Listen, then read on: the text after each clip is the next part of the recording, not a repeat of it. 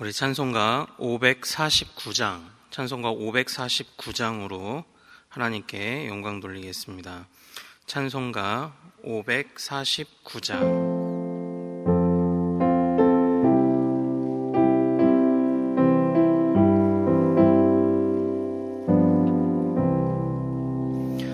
내 주여 뜻대로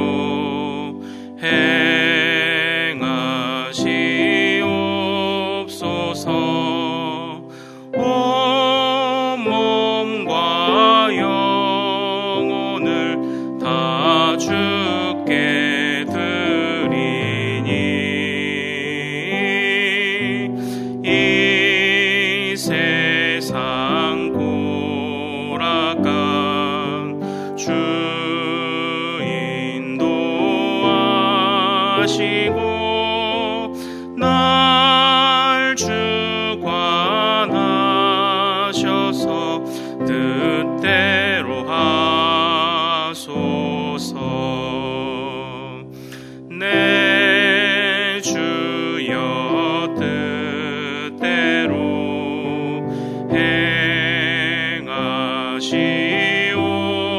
행하시옵소서.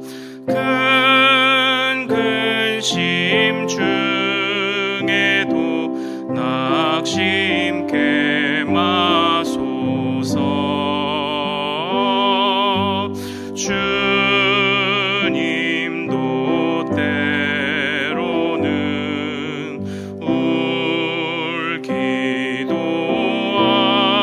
하셨네. 날 주관하셔서 뜻대로 하소서. 내 주여 뜻대로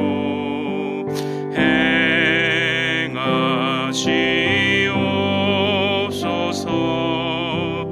내 모든 일들을 다 주께 맡기고 저 천성 향하여 고요히 가리니 살든지 죽든지 뜻대로 하소서.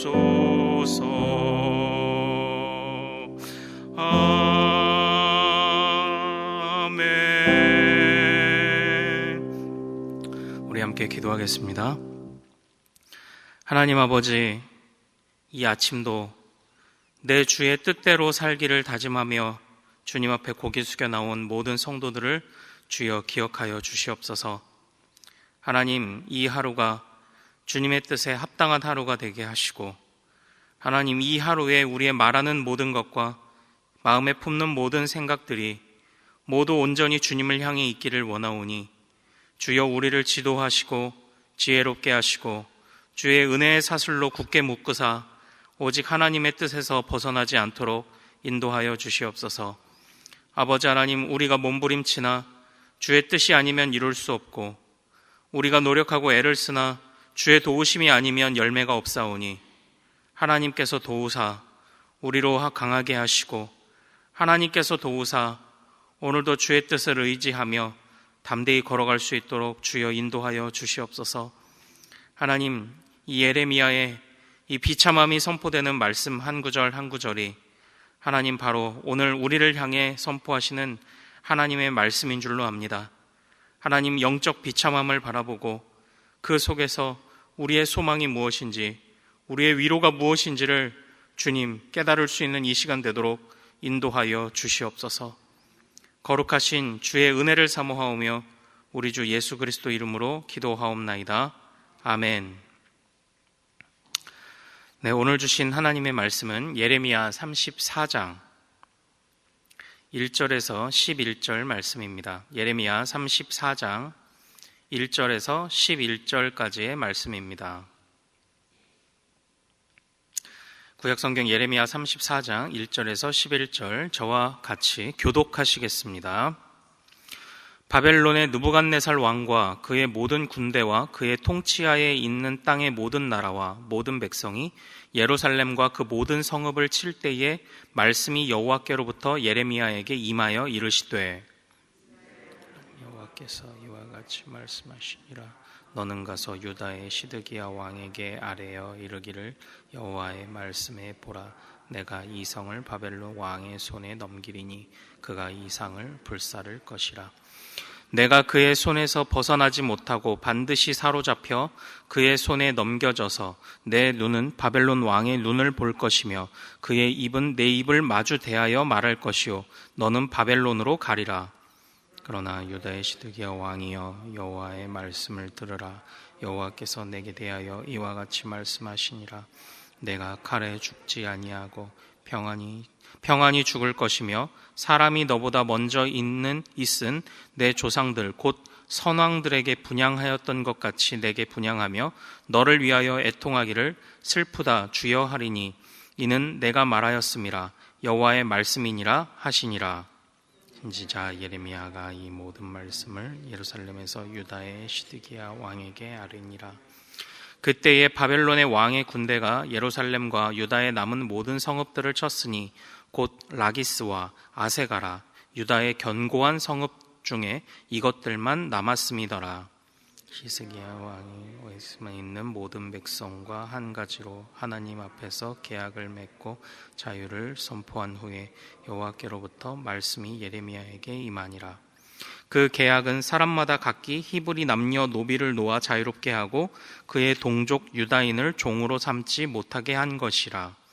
이 계약에 가담한 고관들과 모든 백성이 각기 노비를 자유롭게 하고 다시는 종을 삼지 말라 함을 듣고 순복하여 놓았더니 같이요 후에 그들의 뜻이 변하여 자유를 주었던 노비를 끌어다가 복종시켜 다시 노비로 삼았더라. 아멘. 네, 오늘 우리가 함께 읽은 이 말씀을 통해서요, 내 뜻이 아닌 하나님의 뜻대로라는 제목으로 은혜를 같이 나누도록 하겠습니다. 하나님께서 오늘 말씀을 통해서 이 시대를 바라보는 또 눈과 지혜를 허락하실 줄로 믿습니다. 오래전 증기기관이 발명되고 난 이후에 산업혁명이라는 것이 이렇게 같이 맞물려서 일어났죠. 그래서 아주 이 세상이 눈에 띄게 발전을 하였습니다. 그런데 그렇게 발전된 세상이 사람들에게 하나의 착각을 불러일으켰습니다. 이제 유토피아가 시작되는구나. 이제 무언가 세상이 달라지겠구나. 이런 생각을 하게 만들었습니다. 점점점 발전하던 그런 세상들 속에서 여태껏 보지 못했던 일들이 일어나고 그리고 무언가 인간의 힘으로 뭐든지 할 수 있을 것 같은 그런 마음을 심어줬습니다. 그런데 그들의 그러한 기대들이 점점 깨어져 갔던 것이 뭐냐면 바로 그렇게 발달된 기술을 가지고 사람을 윤택하게 하는 것들만 만든 것이 아니라 무기를 만들었고 그 무기를 바탕으로 1차 대전, 2차 대전이 일어났다라는 것입니다. 그리고 그렇게 커다란 전쟁들 뿐만 아니라 제가 얼마 전에 우연히 이렇게 좀 예전 사진들을 찾아보다가 그런 장면들을 봤는데 산업혁명 초기에 즉 시골 농지에서부터 우리나라도 그랬지만 도시로 막 몰려드는 겁니다. 그러면 사람들이 몰려들면 어떻게 됩니까? 이제 거기에 달동네도 생기고 산동네도 생기는 겁니다. 말하자면은 사람들이 몰려들고 인력이 넘쳐나니까 임금은 내려가고 사람들은 정말 빈곤한 삶을 살게 되는 것이죠. 그래서 그렇게 몰려들었던 사람들이 낮에는 엄청나게 일을 하고 그리고 밤에는 어떻게 지냈나 하는 그 사진을 봤는데 첫 번째는 여러분들이 앉아 계신 것 같은 이런 교회 예배당처럼 만들어 놓은 곳 거기서 한 자리를 차지하고 앉아서 이렇게 엎드려서 쪽잠을 자는 것 이것은 그때 당시에 임금의 10분의 1을 지불해야 그런 곳에서 잘 수 있었습니다. 그리고 임금의 7분의 1 정도를 지불을 하면 어느 곳에서 잤냐면 팽팽하게 줄을 이렇게 매달은 거예요. 그래서 줄에 겨드랑이를 걸치고 이러고 자는 겁니다. 이게 임금의 7분의 1을 줘야 그렇게 잘 수 있었습니다. 그럼 이제 임금의 10분의 1을 주면 어떻게 자냐? 관 속에서 잘 수 있었습니다. 그래서 땅이나 아니면은 어떤 그 공장이나 이런 것들을 가진 사람들이 그런 식으로 가뜩이나 어려운 상황 속에서 사람들을 착취하는 모습을 저는 사진으로 보고 이게 너무 기가 막히더라고요. 제가 말씀드렸던 것처럼 유토피아가 펼쳐질 것 같았지만 여전한 일어났던 전쟁으로, 그리고 사람이 점점 잘 살게 될 것 같았지만 이렇게 비인간적인 모습을 보면서 저는 그 안에서 느꼈습니다. 이 세상에 절대 인간의 힘으로 유토피아는 생기지 않는다. 왜냐, 인간의 인간성이라는 것이 유토피아를 애초부터 만들 수 없는 사람들이다. 유토피아를 만들 수는 있다. 그러나 나만의 유토피아, 나만의 세상을 만드는 것이지 사람의 인간성이라는 것이 그렇게 좋은 것이 못 된다는 것을 저는 다시 한번 확신을 하게 되었습니다. 제가 오늘 말씀의 시작에서 이 말씀을 드리는 것은요, 오늘 말씀의 배경은 이제 본격적으로 유다의 멸망이 본격적으로 시작되는 장면입니다. 그래서 초반 서두로부터 9절까지의 18절까지의 말씀은 이제 유다의 본격적인 침략과 허물어짐이 어떻게 벌어지는지를 나타내고 있고, 그러나 그런 와중에서도 여전히 소망 없는 사람들의 모습이 9절부터, 인간성을 상실해버린 사람들의 모습이 9절부터 11절까지 나타나기 때문입니다. 결국 이 말씀 안에서 주고자 하는 성경의 메시지는 무엇입니까? 인간에게는 답이 없는 거예요. 우리 사람들에게는 답이 없다라는 것입니다. 우리 말씀을 하나하나씩 좀 보도록 하겠습니다. 오늘 34장의 1절과 2절의 배경을 보면 이제 1절에 다시 한번 느부갓네살 왕이 등장을 합니다. 우리에게 익숙한 왕이죠. 바로 다니엘을 끌고 갔던 왕입니다. 그러나 다니엘을 끌고 갔던 것은 주전 605년 1차 침공 때 포로로 그들을 끌려갔었던 때고요. 2절을 놓고 보면 지금 이스라엘의 왕이 시드기야라고 이야기를 합니다. 시드기야 왕이 다스리던 때는 처음 느부갓네살이 끌고 갔던 것은 주전 605년, 지금 시드기야가 2차 포로로 바벨론에게 백성들을 빼앗긴 때는 597년, 한 8년 정도의 차이가 지금 있는 겁니다. 그래서 일단은 지금 다니엘은 바벨론에 가 있고요. 그리고 지금 유다에 남은 사람들이 있었는데 그들에게 이제 다시 또 한 번의 침공이 바벨론으로부터 있을 것이라는 것을 예언하고 이제 그것이 실제 일어나고 있는, 그러니까 이스라엘의 멸망을 몇 주 남겨두지 않은 어떤 그런 시기들을 지금 이야기를 하고 있는 상황입니다. 자, 그런데 그때에 예레미야가 시드기야 왕에게 분명히 이야기를 합니다. 우리 2절 하반절 한번 보실까요? 제가 읽겠습니다. 중반부터 내가 이 성을 바벨론 왕의 손에 넘기리니 그가 이 성을 불사를 것이라. 그리고 또 3절 한번 보십시오. 내가 그의 손에서 벗어나지 못하고 반드시 사로잡혀. 반드시란 단어를 지금 사용을 하고 있습니다. 그러니까 지금 이스라엘에게 이전에서부터 계속 예언되었던 말씀이 이제 비로소 일어나고 이것은 피할 수 없는 확고한 현실이다. 그런데 얼마나 무섭습니까? 네 눈이 바벨론 왕의 눈을 볼 것이고 네 입이 바벨론 왕의 입을 대하여 마주할 것이다. 이것은 뭘 의미하냐면 그 이후에 실제 일어난 일이기도 하는데 나중에 시드기야 왕이 포로로 끌려가서 눈이 다 뽑혀버리거든요. 그게 그 당시에 그런 모습들입니다. 이제 다시 살아날 싹을 잘라버리는 거죠. 바벨론의 그런 무시무시한 그런 모습들을 담고 있는 것입니다. 그러니까 이 말씀을 볼 때에 단지 그냥 끌려가가 아니라 너는 단지 끌려가는 것뿐만 아니라 너는 거기서 유다의 아주 처참한 멸망, 다시 일어날 싹을 모조리 제거해버리는 그런 멸망을 보게 될 거야 라고 이야기를 하고 있는 것입니다. 그런데 이제 이런 말씀들을 몰랐던 게 아니에요. 다니엘과 같은 지혜로운 자들을 데려갔던 이유는 그들이 이뻐서 키운다기보다는 이 남아있는 사람들로 하여금 스스로 일어날 수 없게 만드는 겁니다. 지혜로운 자들을 다 끌고 가고 성전의 기물들과 온갖 것들을 약탈해가는 거죠. 그래서 다시 못 일어나게 하는데 심지어 왕까지 끌려갔을 뿐 아니라 왕의 눈까지 뽑혀버리는 거죠. 그러니까 너희는 너희 뜻대로 보는 것이 허락되지 않는다는 것을 지금 바벨론의 왕이 앞으로 행할 그런 일들이고, 지금 예레미야가 시드기야 왕에게 이런 것들을 지금 예언을 하고 있는 그런 상황입니다. 그래서 이미 끌려갔던 너희 백성과 같이 너희도 또 한 번 끌려가 완전히 이 성이 망하게 될 것을 너희는 피할 수가 없다라고 지금 이야기를 하고 있는 것입니다. 우리 7절 말씀을 좀 한번 볼까요? 이렇게 선포되는 이런 상황 속에서 7절 하반절부터 보면 라기스와 아세가라 하는 유다의 성읍들만 남았다. 그러니까 사실 지금 다 무너졌습니다. 이 두 성읍들은 그 당시에 그래도 견고한 성읍이었던 것 같습니다. 끝까지 남았던 두 성읍인데 예루살렘으로부터 약간 북서쪽에 치우쳐 있는 그런 성읍들이라고 합니다.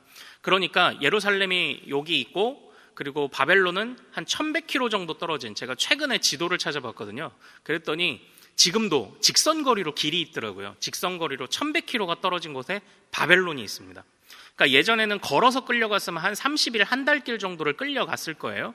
그런데 이쪽에서 계속 이렇게 밀려오니까 약간 북서쪽에 남아있는 성읍들만 지금 남아있는 그런 상태다라는 것입니다. 자, 그러나 이러한 그 상황들을 거부할 수 없는 이유가 무엇입니까? 이것은 형벌입니다. 이것은 자신들이 뿌린 씨앗을 거두는 것입니다. 그래서 그들은 피할 수가 없습니다. 그리고 왜 그들은 또 이런 일들을 피할 수가 없습니까? 바로 하나님이 그 일들을 주관하고 계시기 때문에 그들은 이 일들을 피할 수 없습니다. 그들은 마치 이렇게 말하는 것 같았어요. 내 땅이 무너지면 내 땅만 지키고 있으면 살아날 구멍이 있다고 그렇게 생각하는 사람들과 같았습니다. 그러나 하나님은 그들의 생각을 철저하게 무너뜨리셨습니다. 너의 땅과 너의 재산과 너의 소유가 너를 지켜주는 것이 아니다. 너희가 그것을 지켜내기 위해서 안간힘을 썼던 그 모든 욕심들이 너희를 오히려 망하게 했다. 그렇게 지금 이야기를 하고 있는 것입니다. 그러나 하나님의 뜻은 어떠합니까? 공의가 있지만, 그러나 그 공의 속에서도 더욱 빛나는 것은 하나님의 사랑이 있지 않습니까? 그래서 여전히 하나님이 공의로 너희를 심판할 것이지만, 우리가 계속 살펴왔던 말씀처럼 다시 회복의 기회가 있다. 그리고 그 안에서도 하나님의 사랑이 있다라고 끊임없이 말씀하십니다. 오늘 말씀에서도 그런 것이 어디 있습니까? 바로 4절 5절입니다. 우리 4절 5절 같이 한번 읽겠습니다. 자, 시작. 그러나 유다의 시드기야 왕이여, 여호와의 말씀을 들으라. 여호와께서 내게 대하여 이와 같이 말씀하시니라. 내가 칼에 죽지 아니하고 평안히 죽을 것이며, 사람이 너보다 먼저 있은 내 조상들 곧 선왕들에게 분향하였던 것 같이 내게 분향하며 너를 위하여 애통하기를 슬프다 주여 하리니 이는 내가 말하였음이라. 여호와의 말씀이니라 하시니라. 시드기야야, 너는 비록 끌려가서 눈을 뽑히고 포로로 살아가게 되겠지만, 그러나 그 안에 하나님의 은혜가 있다. 비록 네가 죽는 것은 끌려는 같지만 너는 비참하게 죽지는 않을 것이다.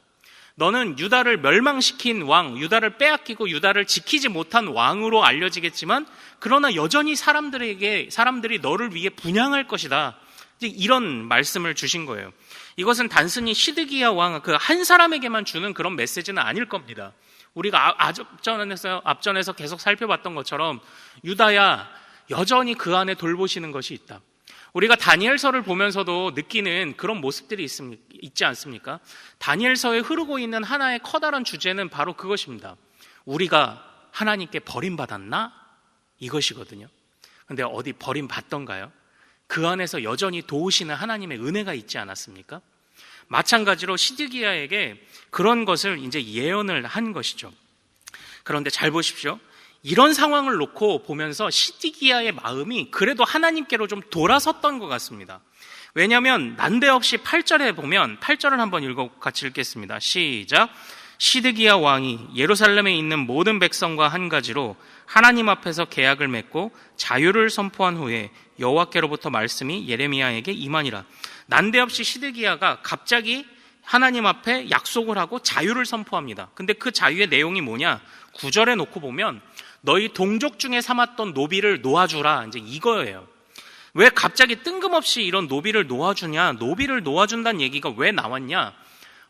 그 부분에 관해서는 이제 뭐 끌려가는 이제 마당에서 또 끌려가는 마당이기 때문에 이제 뭐 노비고 뭐고 이게 무슨 소용이 있어? 라고 생각할 수도 있겠지만 사실 그 당시에 그 신명기나 아니면 출애굽기, 레위기 이런 말씀들을 볼 때에 노예를 삼는 규정이 있습니다. 빚을 졌는데 빚을 갚지 못했을 때 그런 때에 동족들을 노예로 삼아요. 그러나 그들이 그 노예를 삼았을 때 마치 그들은 노예를 삼는다기보다는 그들을 먹고 살 수 있도록 도와주는 느낌이 좀 더 강합니다. 그래서 그들이 6년 동안 일하고 7년째는 무슨 그 해죠? 안식년, 희년 이럴 때 되면 재산을 다시 또 돌려주고 먹고 살 수 있는 것도 해주고 오히려 6년 동안 일했던 임금 또한 주고 풀어줘야 됐던, 그러니까 6년 동안 오히려 보호하고 돌봐주는 그런 개념이 강했습니다. 다시 말하면 하나님이 그 나라를 이끌어 가시고 통치하는 법은 굉장히 인간미가 넘치는 겁니다. 원래 하나님이 에덴 동산에서 지으셨던 그 인간이 가졌을 법한 그런 인간미가 넘치는 삶을 명하셨는데, 그러나 지금 유다의 상황 속은 그러지 않았습니다. 동족을 노비로 삼고 그 동족이 영원히 그의 노비인 것처럼 그렇게 생활하던 사람들의 모습이 있었던 겁니다. 원래 영원히 노비로 삼을 때는 기억하시죠? 노비가 안식일에 놓아줘야 되는데 그 노비가 주인을 너무 사랑해서 내가 스스로 당신의 영원한 종이 되겠습니다 하면 송곳으로 귀를 뚫은 징표를 삼고 영원히 같이 그 주인과 함께 살아가는 이런 규정이 기억에 나시죠? 이것처럼 자발적으로 노비가 되지 않는 이상 절대로 평생 노비를 삼을 수 없었습니다. 그러나 이 시드기야, 이 유다의 마지막 때에는 이렇게 하나님의 말씀들이 무너지고 그리고 하나님의 뜻 안에서 모두가 함께 인간미를 가지고 서로를 보듬고 살아가야 되는 그런 세상이 아니었다라는 것입니다. 인간의 욕심이 가득하고 여전히 어려운 중에서도 더 착취하는 사람들이 생겨나고 그랬던 것이 바로 이 시드기야의 상황이었습니다. 그런 상황 속에서 시드기야가 아주 그냥 마지막에 그 최소한의 하나님 앞에 마음의 돌이킴이 있었던 것 같습니다. 우리가 다시 당신의 뜻을 따라 살아가겠나이다라는 결단이 있었습니다. 그러나 처음에는 사람들이 그것을 따라가는 것처럼 10절에 보면 노비를 자유롭게 하고 다시는 종을 삼지 말라라는 말을 듣고 순복했지만 11절에 보십시오. 그들의 뜻이 변하여. 인간성이 이런 것입니다. 멸망받을 수 없는 인간성이 바로 이런 것입니다. 그들의 뜻이 변해버린 것입니다. 오늘 이 말씀을 보면서 어떤 적용점을 우리가 가져야 될까? 우리가 이스라엘이 멸망한다는 얘기, 그리고 실제 멸망했다는 얘기, 예레미야의 초기에서부터 계속 들어오고 있지 않습니까?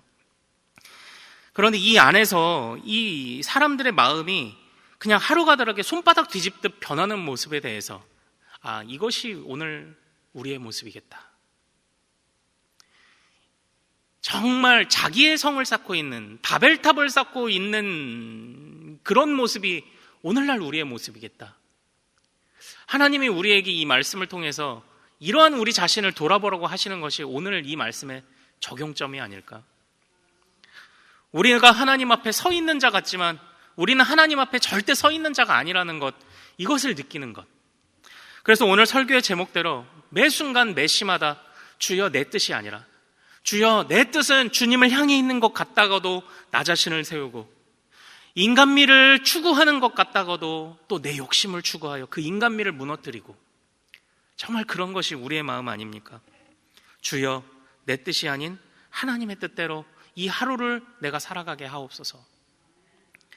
주여 그 하루 속에서 내가 시드기야와 같이 마지막 주님 앞에서 내가 결단하지만 주변의 상황들이 도와주지 않아 내가 또 넘어질 위험이 있으니 주여 나를 세우시고 내 주변에 있는 모든 상황들 속에 주여 순종할 수 있을 만한 상황들로 나를 허락하여 주옵소서.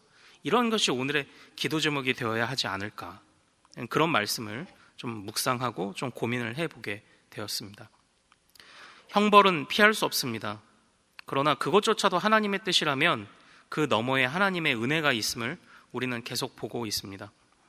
시드기야 왕으로 하여금 왜 아주 그 사람이 비참하게 죽지 않게 하셨습니까? 하나님이 다윗에게 주셨던 언약이 있기 때문 아닐까요? 다윗 왕가를 영원히 세우시겠다는 약속이 있기 때문에 비록 그가 포로로 끌려가나 비참하게 죽지 않고, 그러나 또한 그의 대가 끊기지 않고 그에 이어서 끊임없이 하나님의 소망의 메시지가 선포되는 이유, 바로 그것에 있지 않겠습니까? 형벌이라는 것, 비참함이라는 것만 생각하며 그 너머의 은혜를 보지 못하는 미련한 사람들과 같지 않게, 오늘 우리가 주님이 인도하시는 곳이라면 그곳이 어디든지 우리가 또 순종하며, 또 그 너머에 분명히 주님이 고난을 고난으로 끝내지 않고 고통을 고통으로 끝내지 않으시리라는 것을 기억하는 마음으로 주여 오늘 그 길을 가겠습니다, 이것이 우리의 결단이 되기를 소망합니다. 그리고 그 안에 우리가 여전히 어려운 상황 속에서 서로를 보듬는 인간미와 서로를 보듬는 그런 인간성과 주님이 기뻐하실 만한 에덴 동산에서 가졌을 법한 그런 모습들을 적어도 우리는 잃지 않게 하옵소서. 그러한 결단을 우리가 실천하며 살 수 있도록 모든 상황들조차도 주여 단속하여 주옵소서. 이것이 오늘 우리의 기도 제목 되기를 소망합니다. 우리 오늘 말씀 붙잡고 한번 같이 기도하겠습니다. 주여, 내 뜻이 아닌 하나님의 뜻대로 하셔서, 나의 미련함이 아닌 주님의 지혜로 인도하셔서, 나의 의지가 아닌 성령의 도우심으로 인도하셔서 오늘 이 하루를 하나님의 뜻대로 사는 우리가 될 수 있도록 인도하여 주옵소서라고 우리 주여 이름 크게 한번 부르고 같이 말씀 붙잡고 기도하겠습니다. 주여, 거룩하신 아버지 하나님, 소망합니다. 하나님, 주님의 은혜 가운데 강하고 담대한 우리들이 되기를 원합니다. 하나님, 점점 사라져가는 이런 인간성들, 점점 사라져가는 인간미들, 자기 스스로의 바벨탑을 쌓고 있는 이러한 모습들, 아버지 하나님, 그것을 떨쳐버리기가 너무 어려운 것이 우리의 미련한 우리들의 모습입니다. 하나님, 그러나 주님께서 불쌍히 여기시고 하나님 우리 마음을 치료하시고 고쳐주셔서 오직 하나님 앞에 바른 모습으로, 오직 하나님 앞에 부끄럼 없는 일꾼으로 서가는 우리들이 될 수 있도록 도와주옵소서. 어려운 중에도 스스로의 자신의 바벨탑을 쌓지 않게 하옵소서. 함께 먹고 함께 살고 아버지 함께 서로를 보듬는 자들이 나타나도록 도와주옵소서. 아버지 하나님, 정말 스스로 하나님 앞에서 떳떳한 채 하지 않고 오직 주님이 우리를 인도해 주지 않으시면, 주님이 우리를 돌보지 않으시면, 주님이 우리를 지도하지 않으시면, 우리 안에 성령이 주님께로 끊임없이 우리를 인도하지 않으시면, 아버지 하나님, 우리는 정말 하나님의 뜻대로, 하나님의 백성대로, 하나님의 성품으로 살아갈 수 없음을 아버지 하나님 고백하며, 우리의 자신의 비참함을 바라보고 멸망당할 수밖에 없었던 비참한 운명이 주님께 은혜를 입어 다시 한번 소망을 얻었음을 잊지 않는 우리들이 될 수 있도록 주 아버지 하나님 인도하여 주시옵소서. 무너져가는 모습들 속에서, 무너져가는 세상 속에 우리가 그 세상에 편승하지 않도록 주여 인도하여 주시옵소서. 아버지 하나님 주시옵소서.